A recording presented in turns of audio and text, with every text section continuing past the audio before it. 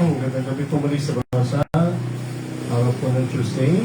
At medyo napaga po ating prayer meeting dahil may lakad po sa Friday. Nagawain po at natapat. So luluwasin po tayo bukas para may mga papasyalan po, may mga dadalawin po. So pray po yung biyahe ko po bukas at balikin po ng Thursday. At sa Friday may gawain din po na pupuntahan tayo. Sige po, tayo po ay manalangin na. Muli, Panginoon, salamat sa gabing ito. Salamat po sa pagkakataon muli, mapag-araw ng banal na salita, mapangawit, mapagpanalangin. Samahan niyo po muli, Panginoon, patuloy po madakila, talangin yung live stream, talangin yung mga nandito po, ang mga kapataan nakikinig na salita niyo. Pagayin niyo po kami, usapin, turuan niyo ang Espiritu, usap ka, talangin yung mga kapatiran, pwede manood sa mga tahanan, mga kaibigan, mga magulang, talangin po gabi ito, at samahan niyo po kami. May sakit, yung upuin, ang pamilya ng Sakiyano, at pamilya na Panginoon ay at usong-usong po mga sakit yung pagpapalali po mga members ng LLBC. At ganyan na rin po ang Pastor Ferguson. Salamat sa pagkilos niyo sa aming bansa, sa DSWD, at sa pamilyang ito. Tulungan niyo po. Alam po namin na ikaw ang nakakita lahat at nasa inyong katotohanan, Panginoon, ang tamang usisya, ang tamang hatol, ay ikaw na po magkaloob, Panginoon. At tayo po yung aming kapulisan ng DSWD, lalo po ang kote, mga mahawak ng kasong ito. Samahan niyo kami, pagkalaan niyo po gabi ito, at ang saitano sa matamis na parang preparation. Bakit po muna tayo, bago tayo mag-aaral sa saitano, Panginoon.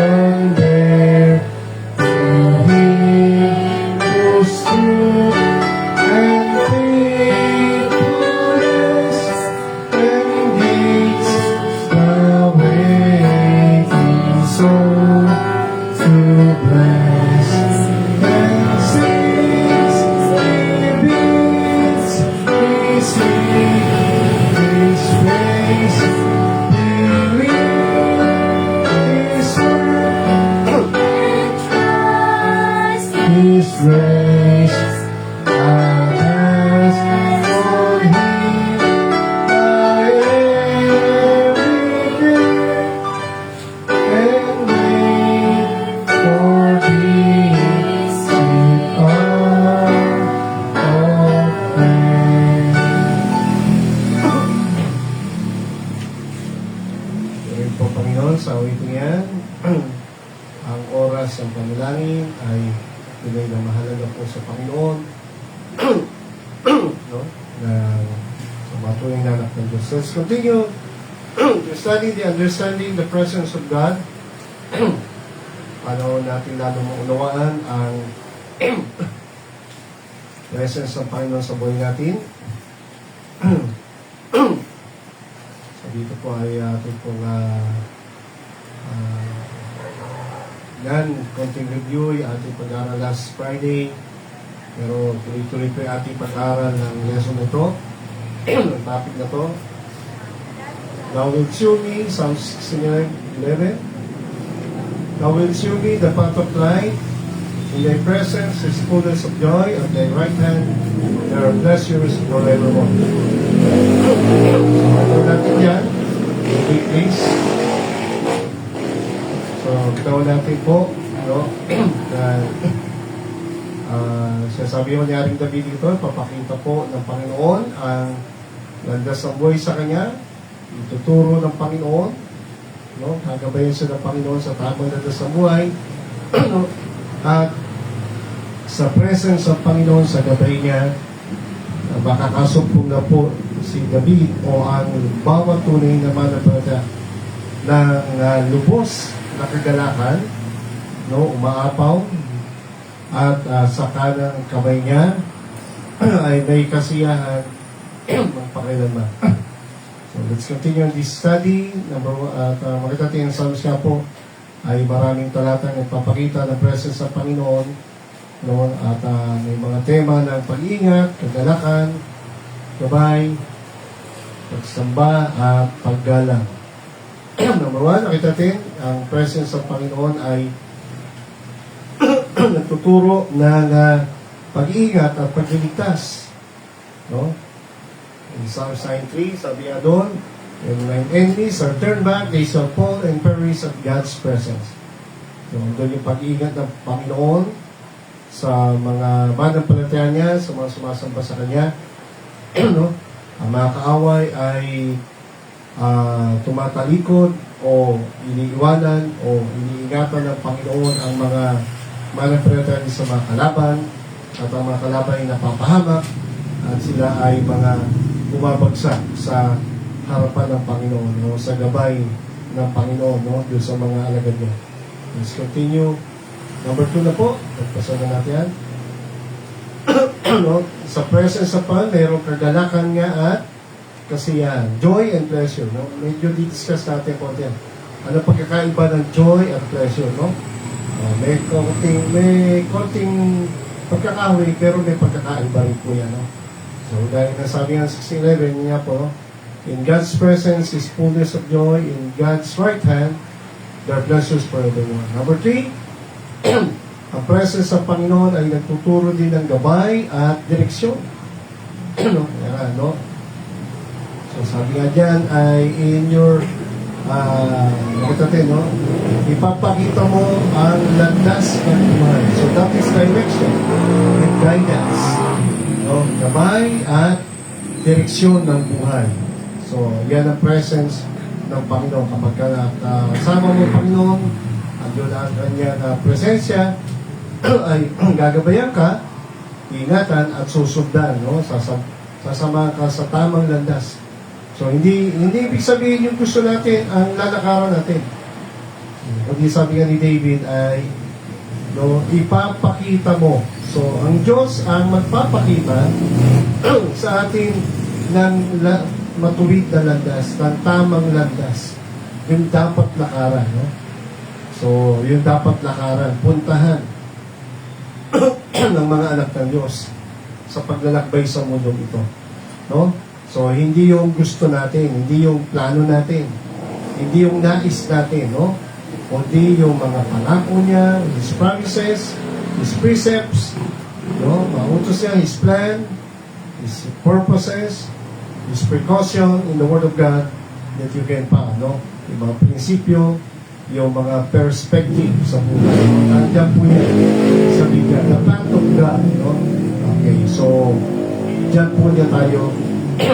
Kapag ang presence ang nasa iyo, ano yung gabay niya at direksyon. No? Okay, so next. Number 4. Ang presence ng Panginoon ay tuturuan kang sumamba sa Kanya at magpasalamat. Okay, so yan yung mga ilang talata sa Psalms. No? No? Tuturuan tayo magpasalamat at sumamba ng may pagpapakumbaba. No? Okay, may kagalakan, may awit, no? Walang kayabangan, walang, siyempre, kailangan malinis ang puso. Kaya nga, dahil sa kaligtasan ng Panginoon, wala tayong karapatan sumamba sa Diyos. Kung hindi dahil sa kaligtasan at kabanalan, kapatawaran, no? At paglilinis ng banal na dugo ng Panginoon Jesus, wala tayong karapatan sumamba at makapasok sa karya ng Diyos o maligtas sa parusa ng impyerno. So, kaya lang tayo nakakasamba ngayon at nagagamit na pa nakapaglilikod ng may pasasalamat, yun nga, no, ay lubos ang ating pasa dahil nga sa ginawa ng Panginoon. No? At He promised that the Holy Spirit will guide His children. Kaya sabi ng Psalms 95:1, no, tayo ay lumapit ng mayawit sa Panginoon, gumawa ng maingay na tunog o maingay na papuri at pagsamba sa bato ng ating kaligtasan o sa Diyos na nagligtas sa atin. Kaya sabi ng 95 verse 2, no, diyan, sa ating pagsamba o pagsisimba, no, dapat may excitement ka, may pusong masaya, may awit sa puso mo, may pasasalamat, pag sa ating pagsasama-sama, pagsamba ng Sunday, o sa ating kanya-kanya sa bahay, ay dapat may pasasalamat ka lagi, no? May papakumbaba, may pagmamahal, no? May awit, no? So, may pagpapakumbaba, may buong pusong pagsamba. Hindi napipilitan, no? Kaya, pag Sunday, ang mga Kristiyanong nagsisimba ay pag tama ang puso, magsisimba yan. Pero pag mali ang puso, maraming hadlan, maraming dahilan. Pero pag gustong sumunod at magpasalamat sa Diyos, sumamba, nag-uumapaw ang pasalamat, kabutihan ng Diyos sa buhay natin, ay marami kang paraan na gagawin para makasimba. No? Because of God's presence in your life, not only on Sunday, but every day. Can you imagine kung isang oras lang tayo, isang minuto lang tayo pabayaan ng Panginoon sa isang araw? Ano na kaya mangyayari sa atin? Diba? Kaya pag Sunday, talagang dapat ay lubos ang ating excitement magsimba, sumamba, umawi, magpasalamat, no? May kasigasigan, may kagalakan, no? Dahil nag-uumapaw ang kabutihan niya sa ating araw-araw. Pag-ingat, pagkabay, pagpapakain, pagpapala, kasagutan sa panalangin, at isa yung dakilang kaligtasan pa. So, saan ka pa? Ano pa ba ang kulang? Ano pa ba ang ano ba mahirap para hindi natin siya bakit hindi tayo maging matapat at maging masunuri? No? Mga members sa tamad magsimba ng linggo. Ha? Sikapin nyo, mga kapatid. Huwag kayong maging tamad. Sikapin nyo. Yung prayer meeting. Panginoon ay nagtyaga, naghirap, nagtiis para sa pagmamahal at kaligtasan at kapatawaran natin. Tapos tayo ay sana ay hindi na nga natin masuklan yung kaligtasan na yan. Sana ay maging masigasig naman tayo na maging masunod, sumamba at maglingkod sa Diyos. No? Pag gusto, maraming paraan. Pag ayaw, maraming dahilan. No? Pag maging bato ang puso at tamad sa kalooban ng Diyos. Why? Because the Lord is a great God. He's a great King above all gods. Imagine. Sino ba itong Diyos natin, no? Hindi siya munting Diyos. Hindi sa Diyos na kailangan lang natin pag may problema tayo at pag gusto lang natin pagpalain tayo. No? Hindi sa Diyos na parang pamper, no? Na kailangan lang natin tinatawagan. Tayo may kailangan sa Diyos, hindi ang Diyos ang may kailangan sa atin. So, dapat ibigay natin ang dapat para sa Kanya. He is worthy of our worship, praise, and thanks, service, and submission. No? Nasa Kanyang kamay ang lahat ng bahagi ng mundo. The deep places of the earth. Ang lakas ng burol at bundok ay nasa Kanya. No? Para manatili ang buo o mawasak. Ang dagat, ang mga tsunami, ang mga ito ay nilikha. No? Ang mga lupa ay nalikha. No? Sa pamamagitan ng Kanyang kadakilan, kapangyarihan at karunungan. Kaya dapat lang natin sasambahin at sumamba sa Kanya. At tayo ay sumamba at magpakumbaba sa Kanya. Lumuhod tayo sa Diyos na ating manlilikha. Okay, no? So, sapagkat siya nga po ang ating Diyos, no? Siya po ang at ang mga tunay niyang niligtas ay parang tupa niyang inaalagaan, no? Sa kanyang kamay. My sheep hear my voice and I know them and they follow me. No? So, doon na lang yung pag-ibig ng pangangalaga. So, kaya ang mga tunay niyang tupa, no? They follow Him. Ha? So, pakita nyo ng mga tupa kayo ng Panginoon, no? Pag Sunday. My sheep hear my voice and I know them and they follow me. No? Hindi ba sunuri kayo? Kung kilala nyo ang Panginoon, at talagang kilala kayo ng Panginoon, no? Matuto kayo sumunod, matuto kayo makinig, matuto kayo magmahal, learn to listen, learn to love, and be loyal to the Lord. Okay, so, sabi niya, huwag maging matigas, matuto ka makinig, at sabi ng verse 8, huwag tumigas ang puso, huwag mong galitin ng Diyos, napakabait niya, napakabuti. Ha? Huwag mong subukan ang kanyang kapangyarihan, ang kanyang galit, no? Marunong magalit pa sa tamang oras. So, nakita natin katulad ng mga Israel na kinabuso kabaitan ng Diyos, tinukso siya, o siya ay nakita natin, no, ang Diyos ay nagalit na po sa katigasan ulo nila. Kahit nakita nila kadakilaan kapangyarihan ng Diyos, sa time po ni Moses, sa Israel, sa Egypt, pero nagalit po ang Panginoon. Hindi sila nakapasok sa promised land. 40 years po sila na pinalo ng Diyos sa disyerto dahil pinighati nila ang Panginoon o ginalit. At hindi sila lubusang nagtiwala sa kabaitan, kabutihan pa. Kaya sabi pa, itong mga taong ito, bakit hindi sila nakapasok sa promised land? Because their heart do err.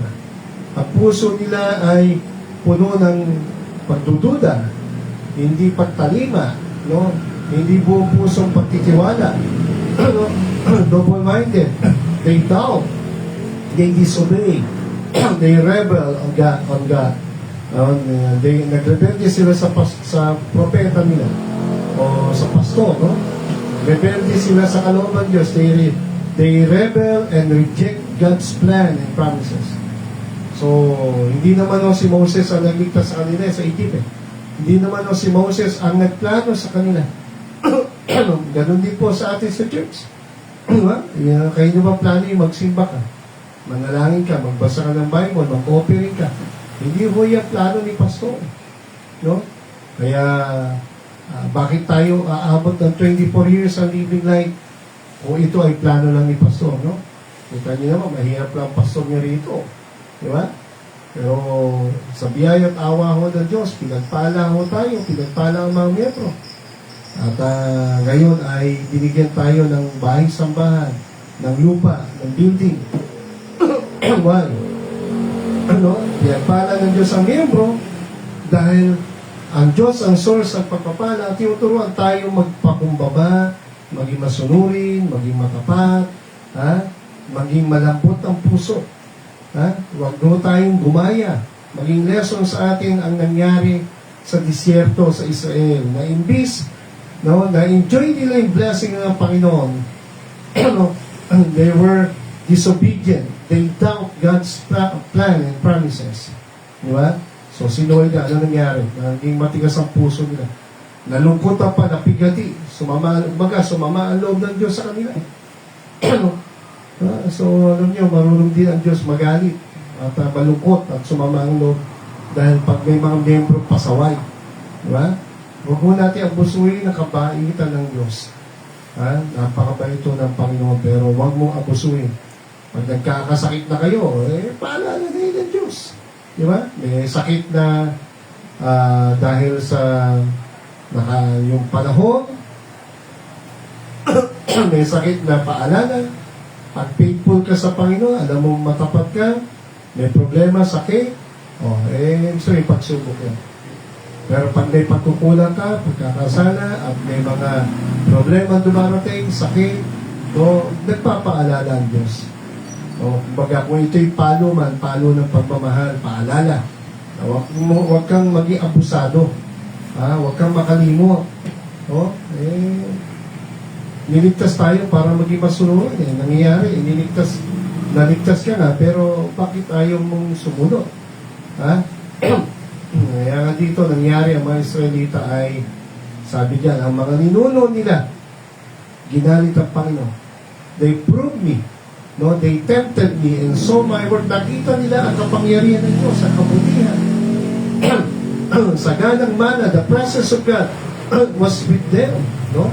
Yung sa gabi, merong pillar of fire. Sa araw ay merong umbrella ng clouds. No? Sinamahan sila ng Panginoon. Ginabayan. So it's not Moses, it's not because of the pastor or the prophet. No, they were blessed. They were protected. They were guided. Hindi si Prophet Moses. Hindi si pastor. It is the God that we serve. The God na nagpakilala kay Moses. Ayaw na nga ni Moses.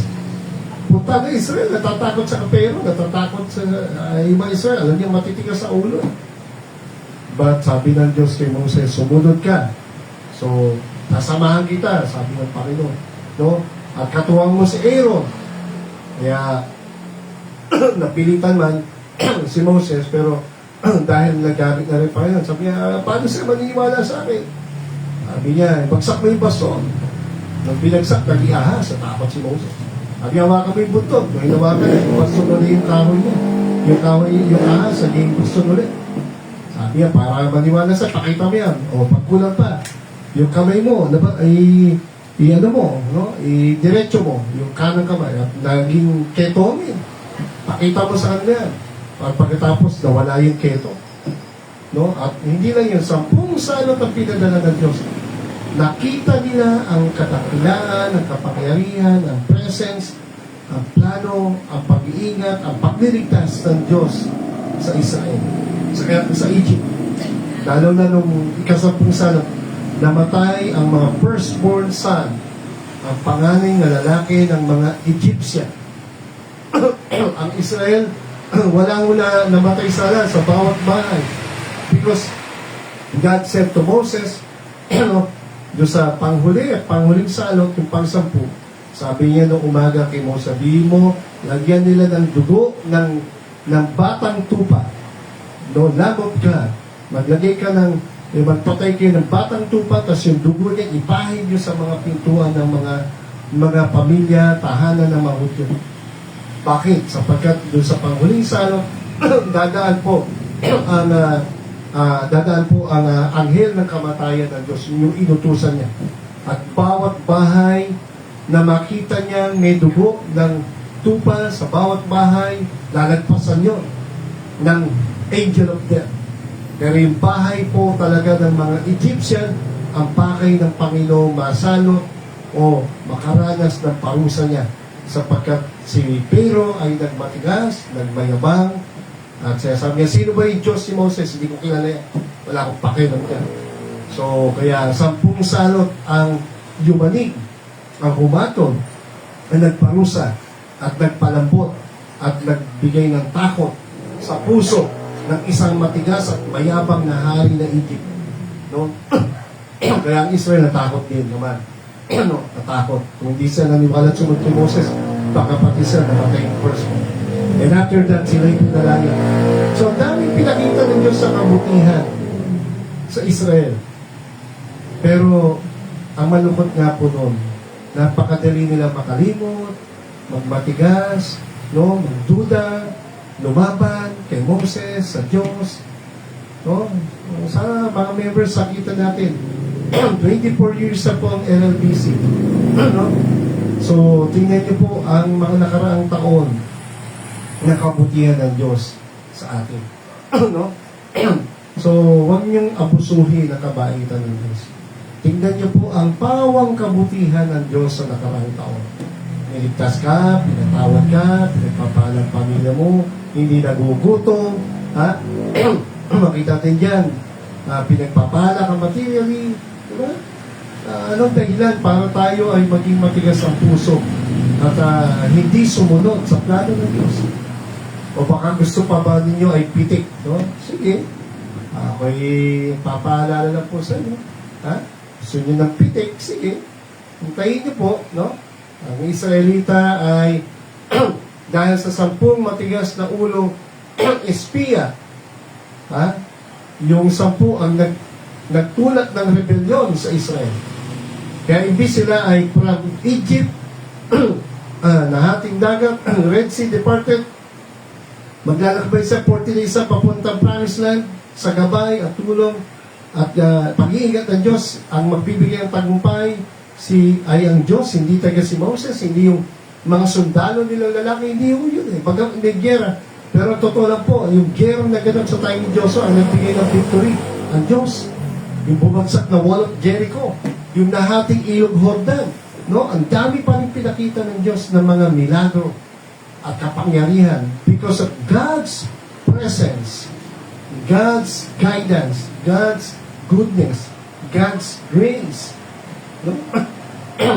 Kung peke ang Diyos nating mga baptists, no? Lagi ko sinasabi ang mga members, diba? Kung peke ang Diyos natin, ano pa dahilan nyo para magsimba? O kung niloloko ko lang kayo, piniperahan ko lang kayo, diba? Eh, huwag na kayo magsimba sa baptist, gano'n lang yun. O, diba? Alis na kayo, huwag na kayo magsimba, huwag na kayo mag-open. Kaya kung totoo ang Diyos natin, diba? Kung totoo, anong dahilan mo para maging matigas ang puso? At lumaban o hindi sumunod. Di ba? Ang dami ng kabutihan. You check the past years that God is good and gracious and guide you, di ba? And bless you, your family, di ba? Sinasagot yung panalangin mo, hindi man lahat, pero ang Diyos ay laging the best ang ibibigay sa iyo. Di ba? So, ewan ko, napakahirap bang unawain ang plano ng Diyos o talagang matigas lang po ang puso natin o nagmamatigas ang mga membro at pinipilit ang kamay ng Diyos ay gumawa. Dapat ang kamay ng Diyos magaan at mabait sa atin. Diba? Yun ang maramdaman natin. E baka gusto nyo pitik pa ng Panginoon. Sige. Hindi ako nagpe-pray. Ang plano ang Diyos, hindi niya plano tayo ay isipin nyo si Pastor Perguso na nga lang. Hindi ko alam ang totoong nangyari lahat, ha? Hindi natin alam. Diyos na nakakita. 22 years na yung pastor na yan sa Pampanga. At sa 22 years yung paglilingkod na pastor na Amerikano. Sipin nyo, Amerikano yan, ha? Sipin nyo yung puso niya, hindi o tatagal yan sa Pilipinas. Ha? O, kung yan ay walang pusong naglilingkod sa Panginoon. 22 years, nagmahal, marunong na magtagalog, mag-preach, pinagpanahon ng Diyos. Binigyan siya ng pusong hindi lang magkaroon ng gawain ng church.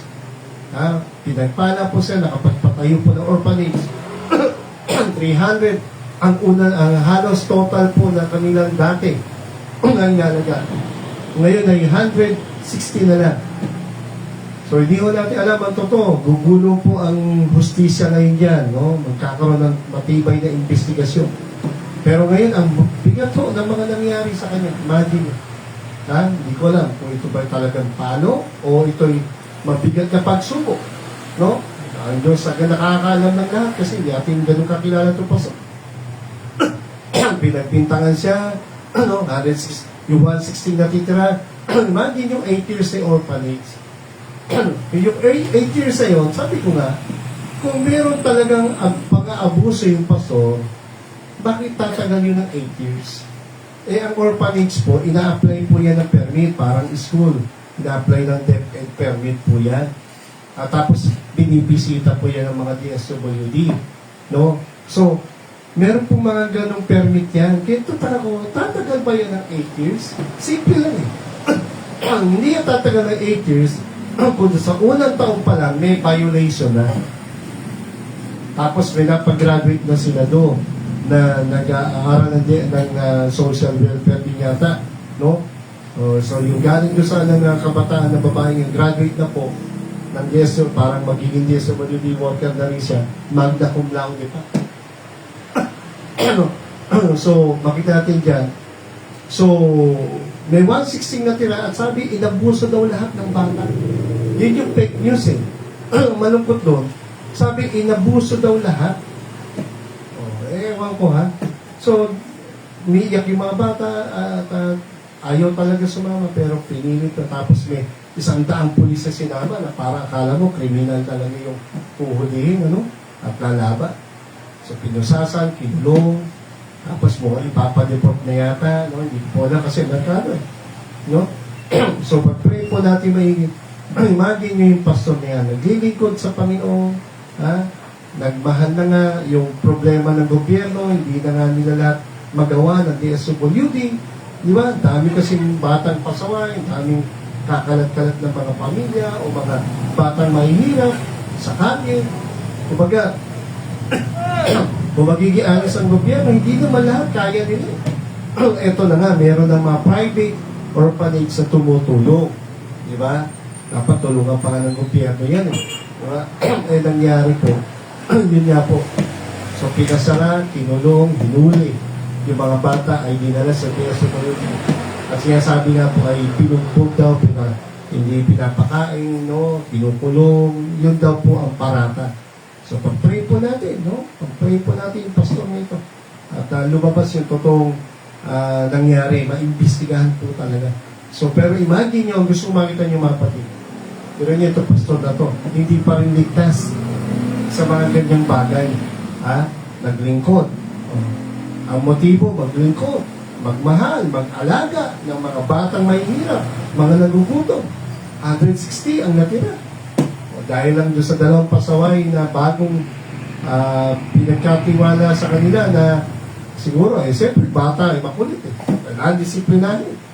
Ganun lang yun. Daming bata nga ngayon na batang criminal na nagre-rape So, dapat ba, laging paniwalaan mo yung mga batang yan? Diba? Laging sasabihin yan, hindi ko alam. Hindi ako. Mga bata ngayon, marunong na magsinungaling. Kaya dapat disiplinahin. Diba? Mga members, sabi nga, mga magulang natin lalo. Maging matabat kayo magsimba? Sige. Tignan natin, paano nyo palalaki yung mga anak nyo. Train up a child in the way he should go. Ibig sabihin, kasama dapat ang Diyos sa pagpapalaki ng anak, sa pamumuhay ng pamilya. Ano ang plano ng Diyos sa pamilya mo at sa anak mo, paglaki? Ang salita ng Diyos dapat nandiyan ang gabay. Hindi kayo nagsisimba. O paano mo ginagad yung family mo sa kalooban ng Diyos? So paano lalaki yung mga yan? Kung walang Diyos, walang church, walang Bible. Hindi lang pera kailangan yan. Hindi lang bahay, hindi lang laruan, hindi lang school. They need God and yung guidance niya, yung salita niya. Lalo na po ang kaligtasan ng kalan. So, kita natin mga kapatid, ang Israel po ay pinagpala ng Diyos pero tumigas. So, si Joshua at si Caleb lang po, pamilya nila, ang nakapasok at yung 20 years old pababa. Dapat hindi na makapasok natin, pero sabi ng Panginoon, sige, yun na lang 20 patas, pasaway, hindi papasok. Pero yung 19 pababa, yun ang papasok sa promised land. So 19 plus 40, 59 years old na sila nung sila ay pumasok sa promised land. Si Joshua at si Caleb na naniwala at sumunod, no? Naniwala at sumunod sa plan ng Diyos, no? 40 years old na, kung di ako nagkamali, si Caleb, no? Noong unang makapasok, and after 40, 80 years old na po si Caleb. Pero sabi niya, yung lakas ng Diyos, sabi niya sa buhok Diyos, yung lakas ko nung 40 years ago, and after 40, 80 na siya, sabi niya, the same pa rin. Because Caleb, believed God, he obeyed God. No, yung blessing ng Diyos, hindi na-deny, na-delay lang. Ha? Hindi tinanggi, hindi tinanggal, naudlot lang. Kasi dahil nga sa pasaway ng mga Israelita, yung 40 years old ni si Caleb, yung unang tapak niya sa Promised Land, nakita niya yung blessing ng Panginoon. Sabi, iingatan tayo, sasamahan tayo ng Panginoon, pala tayo. Pero dahil sa 10 pasaway, na nagrebelde ng duda, sa plano ng Diyos, sa pangako ng Diyos, pag-iingat ng Diyos, ayun. Okay. After 40 years, sila ikot-ikot sa desierto.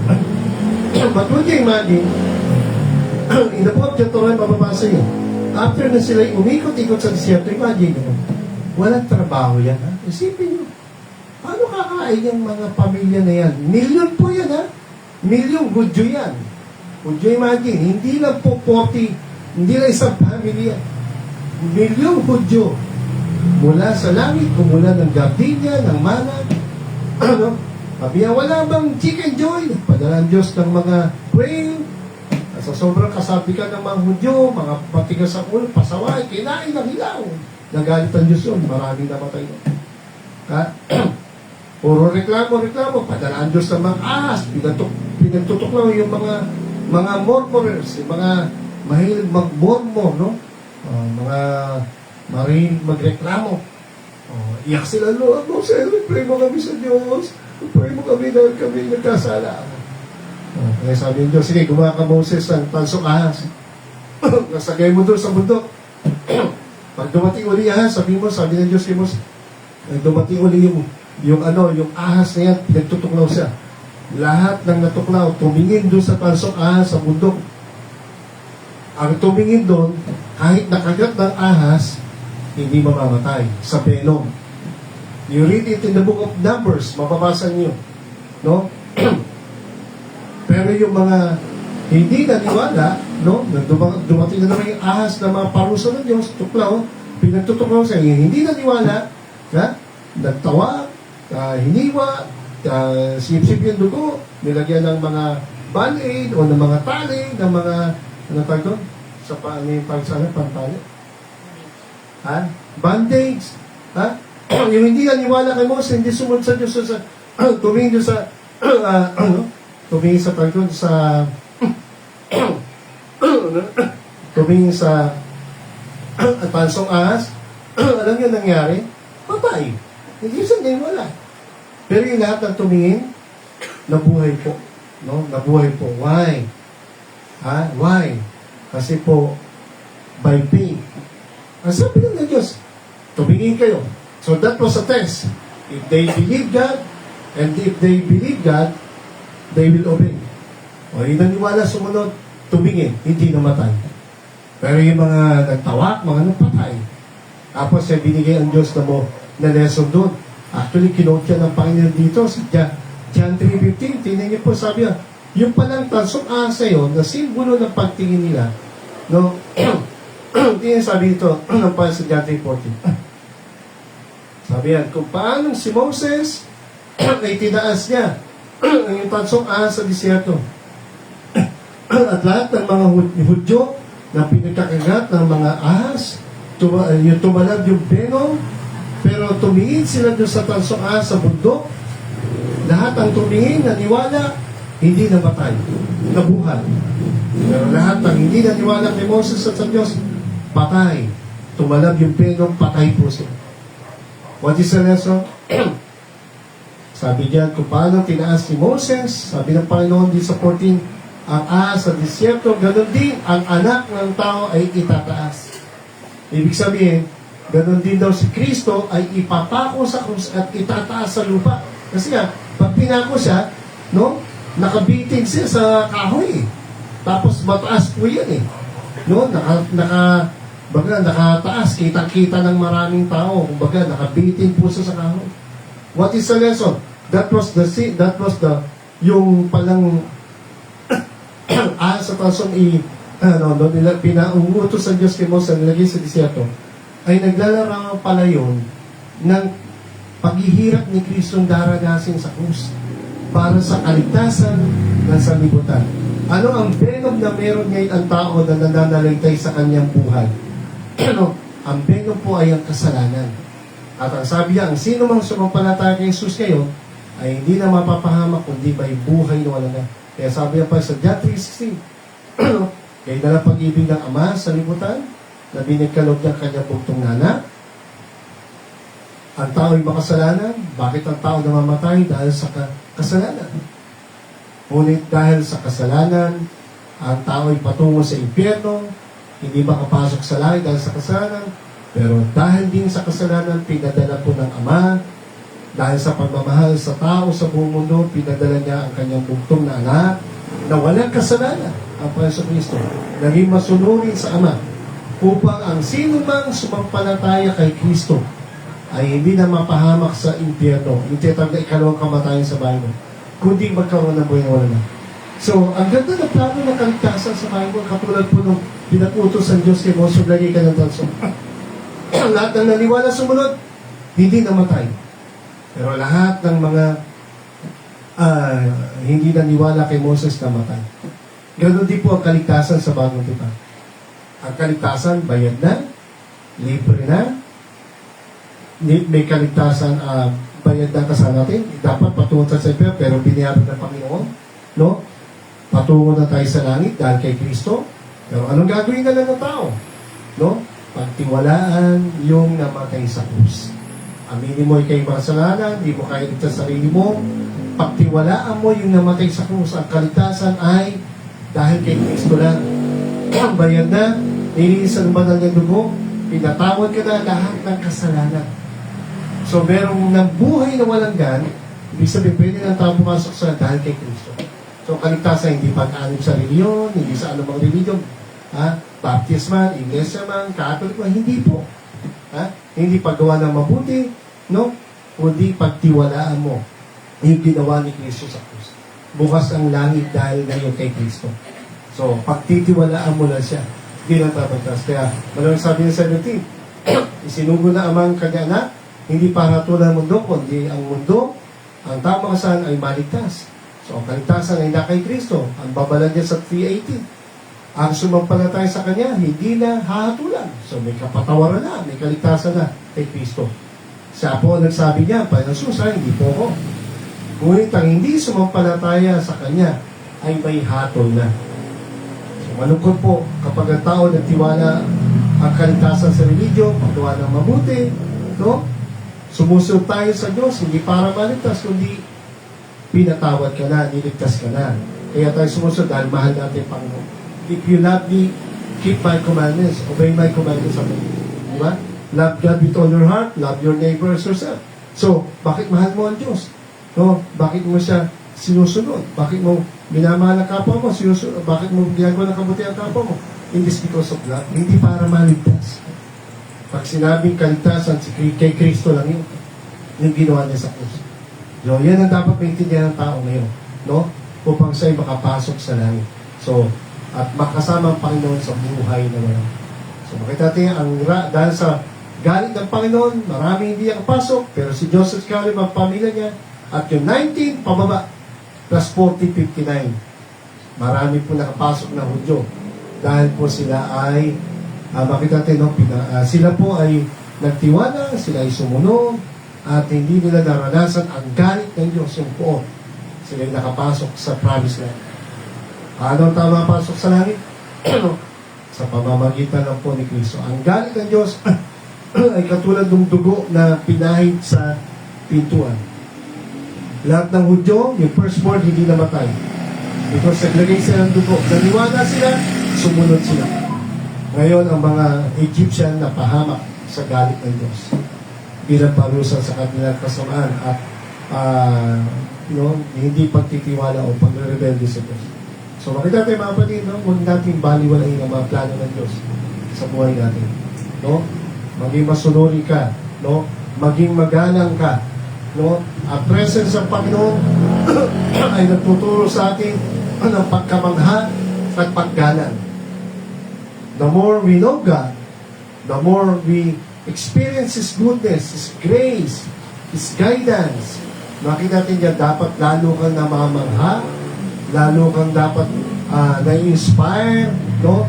Sapagkat lalo na kapag makita mo, maunawa mo ang kadakilaan at kapangyarihan karunungan niya. No, ito ay nagtutulak na maging ang mundo ay mayanig, matunaw na parang ice cream. Would you imagine yung mga bundok, di ba, nakarang mga bagyo? Di ba, yung isang sa India, lusaw. No? Lusaw yung isang barangay pa yun, no? Punaw. Daming namatay. Because of that, tinatawag nating landslide. Natunaw po yung mga bundok na parang ice cream. Ha? Dahil doon sa mga bagyong dumaan. No? Siyempre, ito ay may kinalaman po ang Diyos yan. Yung mga India, napakaraming ributo yan, no? Kapag lumindol, nagkaroon ng tsunami. That's part of God's shaking the world. Ha? Ang taong wala ng takot sa Diyos, medyo ginigising niya. Ha? Matakot naman kayo sa mga pinagagawa niyong kasalanan. Kaya ating bansa, ating mga politiko, ating gobyerno, sabi nga, wala na po yata kahiyan sa pagnanakaw, pagsisinungaling, pag-aabuso sa kapangyarihan.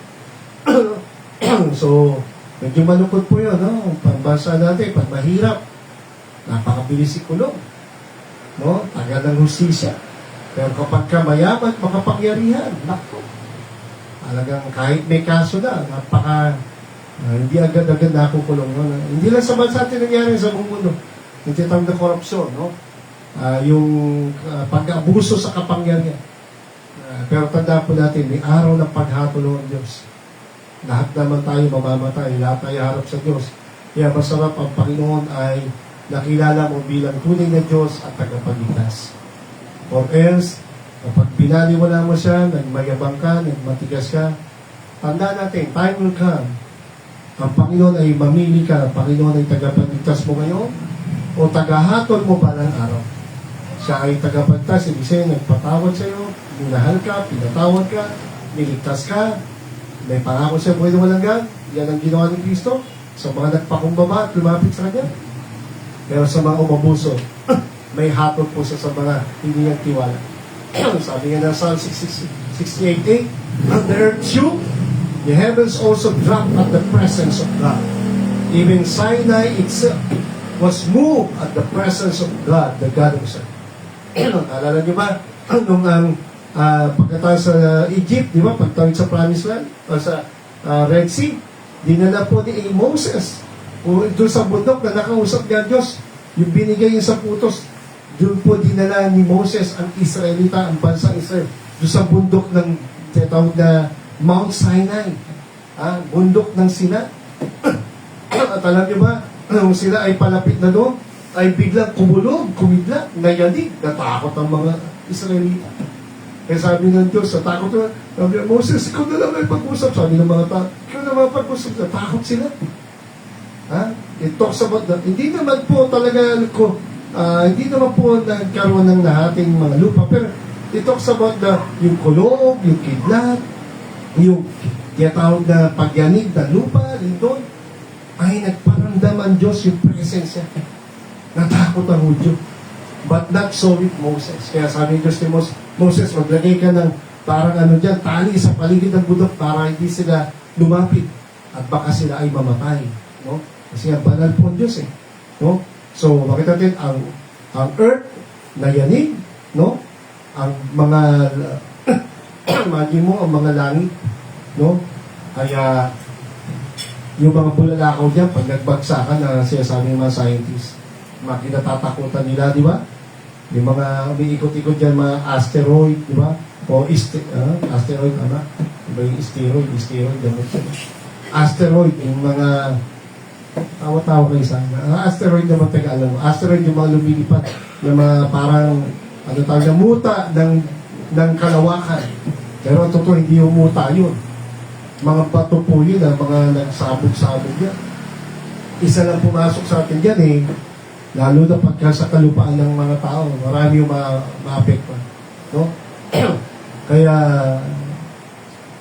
the Creator itself also is the one who protected this world. No? Sa kabaitan, kabutihan Diyos, iniingatan pa rin ng Diyos ang mundo nito. Yung Diyos na minsan nagbigay ng matinding baha sa time ni Noah at nagpaguda ng Sodom at Gomorrah sa pamagitan ng apoy. No, mga ulan ng apoy, ng batong apoy. No, mga tetag po ito man yung mga tetag na yung hailstone. No? Pero may mga hailstone doon sa time ni Moses, mga batong yelo po yan, pero may apoy. Hailstone. Imagine nyo, tapos ang lalaki po niya, no? Yung iba singlaki daw ng mga bola ng mga baseball. No? Imagine mo yan. Pag bumagsak sa'yo, hindi ka taga-bubuhay yan. Tapos may apoy pa. Pero yung bumagsak na apoy sa Sodom at Gomorrah, kakaiba ito eh. May mga sulfur po ito. And we believe ito ay galing po, no? Hindi lang ito galing sa langit, kundi binigay ng Diyos na possible, meron galing sa mga bulkan. No? So, kasi, may parang asphalt na, basta kakaiba. So, the presence of God teach us that He is powerful, He is holy, at mamamangha ka. No? Magugulat ka. Tuturuan ng taong magkumalang. Pag may mga bagyo, tsunami, di ba? Natatakot. Kasi ang tao mayabang na nga po. Sobrang talino, sobrang yaman, di ba? Bonus lang ng Diyos yan. Pero iba, yung mayabang, nakakalimot. Sana huwag mangyari sa mga member natin, ha? Palambutin mo ang puso mo, ha? Huwag kang maging matigas sa ulo. Nako. Magugulat tayo. Sabi ito, World War III lang eh. Pray natin, huwag matuloy. Sana, no? Pray natin. Nakakaawan tayo ng Diyos. Ha? Awan tayo ng Diyos. Sabi ng Psalm 7:5, the hills melted like wax at the presence of the Lord. Pag nagalit ang Diyos, di ba? Ang mga burol, ang mga bundok, natutunaw na parang mga floor wax. Ganong kalambot yung floor wax. Parang ice cream na natunaw kapag nagalit po ang Panginoon. At the presence of the Lord of the whole earth. Siya na may likha ng mundong ito, mahal niya ang tao, no? Mahal niya ang tao, pinakain, naalagaan, pinagpapala, pero ang tao rin ay lumalaban, nagre-rebelde, yumayabang, andiyan yung boses sa LGBT, di ba? Pagpatay, pagnanakaw, ganit sa pera, yung mga drugs, yung mga gambling road, yung mga tinatawag nating mga magdanakaw na politiko, di ba? Yung mga rebuto, yung pagsama sa rebuto, yung itim, nagiging puti, yung puti, nagiging itim, yung kasinungalingan, nagiging totoo, yung katotohanan, ginagawa kasinungalingan. Yung mapait, nagiging matamis, at yung matamis, nagiging mapait. Sabi, yung kasamaan ay okay na. At yung kabutihan ay kinukulong pa, pinarurusahan.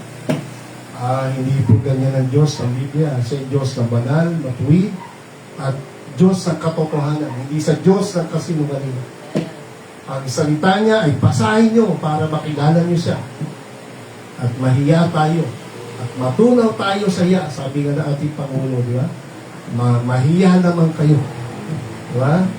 So, ang Panginoon din ay natuturo sa atin, matuto tayong hindi lang mahiya, matunaw sa hiya, magulat ka, mamangha ka, manggilalas ka.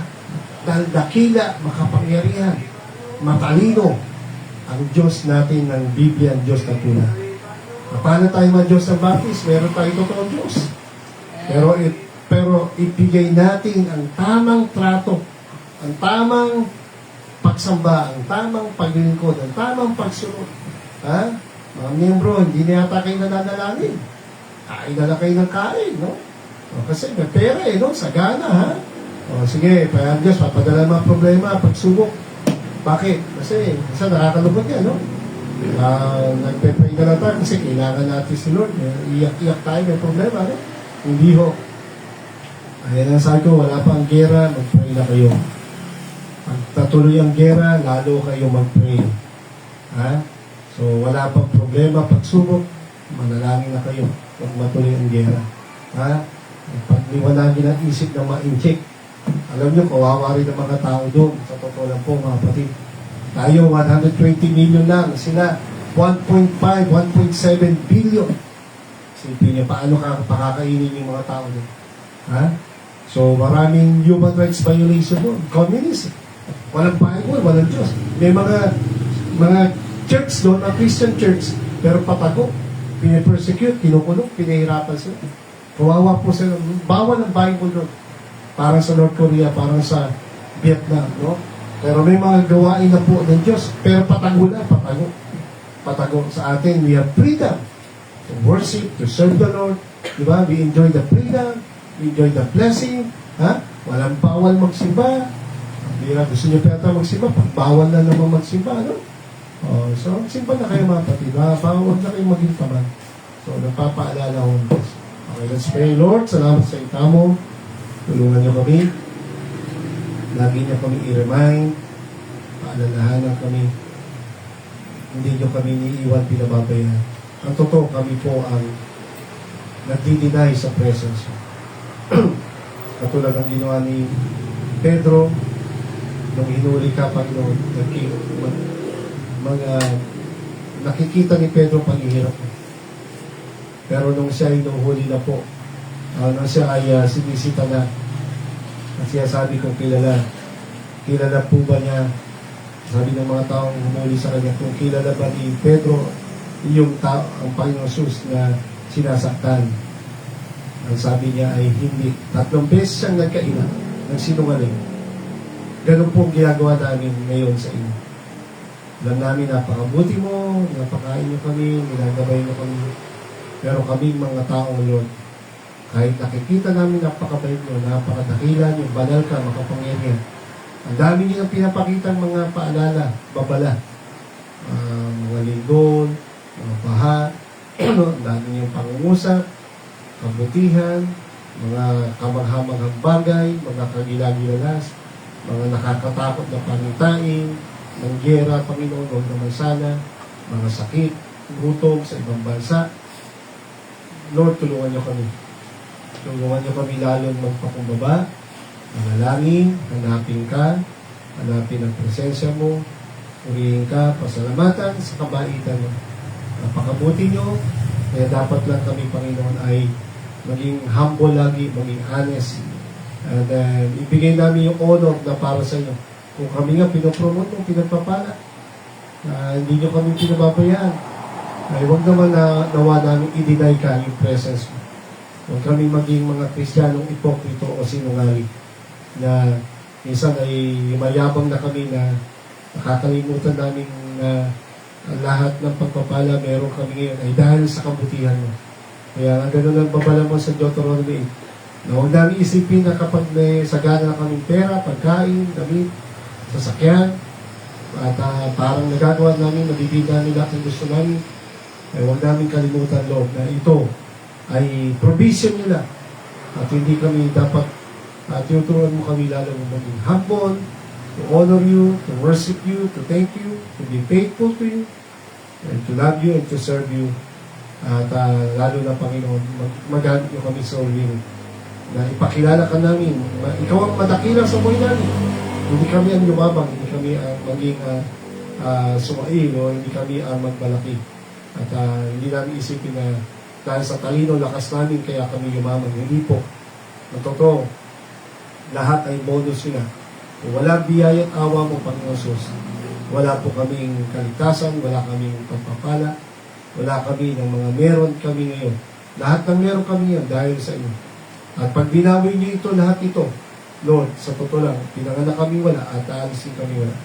Kaya kung meron man kami ngayon, dapat lang kami tulungan nyo lagi na magpakumbaba, lagi magpasalamat, maging matapat sa offering, Panginoon, sa mga tithes and offering.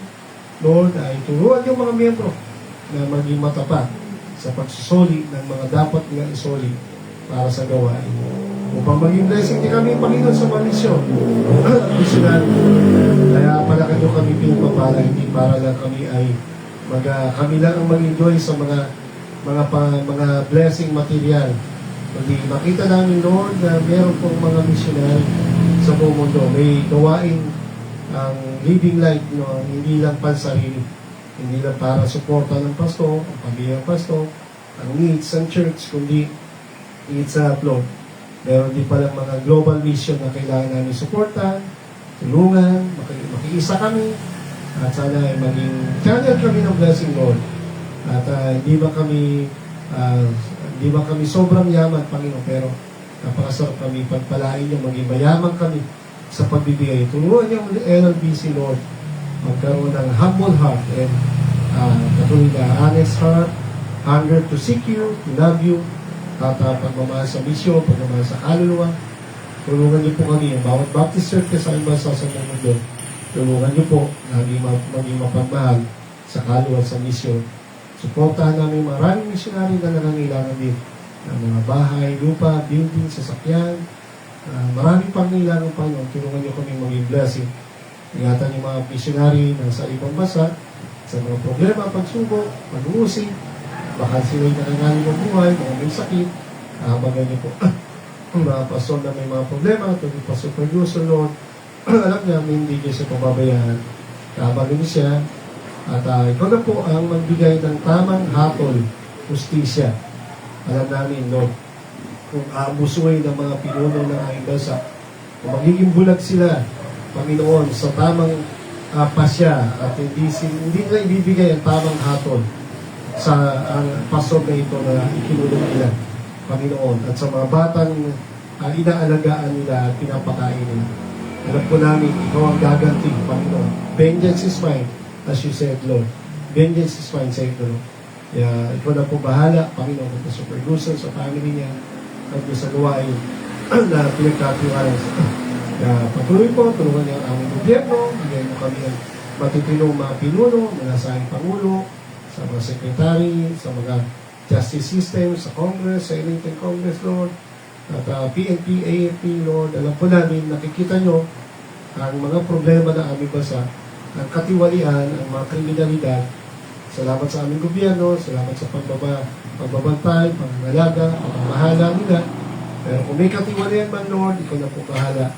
Inisin nyo, ligligin nyo, isingin nyo po ang aming gobyerno. Salamat sa Pangulo namin na nangunguna sa mga korupsyon, sa mga flood control, sa mga budget, Panginoon.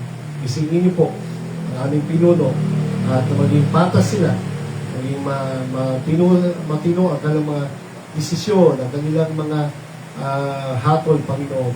At maparusahan ang dapat maparusahan, mapakulong ang mga dapat makulong kahit sila ay makapangyari at mayaman. At payagan nyo ang impeachment, Lord, matuloy. Ikaw na pong bahala. Ikaw ang nakakalam ng lahat. Kaya ito ang yada pamilya, tulungan niya ang bansa Amerika, China, Ukraine, Russia, mga gera doon, at Arab nation, at Israelita, mga nagugutom doon, kahabagan nyo po. Mga sundalong namatay, mga nahihirapan, mga sugatan, Panginoon. Kung pwede lang, Lord, bumalik ka na para matigil na po lahat ng ito at maghari ka na sa mundo nito. Kailangan ka namin, samahan niyo po kami, gamitin niyo kami habang di na pa lumarating. Mag-soloing po mga Baptist churches, gamitin niyo po mga missionary, mga miyembro, hanggang dumating ka, abutan niyo kami ng tatapa, sunod sa iyo. Kaya natin yung pamilya, pasat sa gabi ito, parahin sa itanyo sa matangis sa payang precious. Ang gabi po, God bless po, and see you on Sunday. Good night.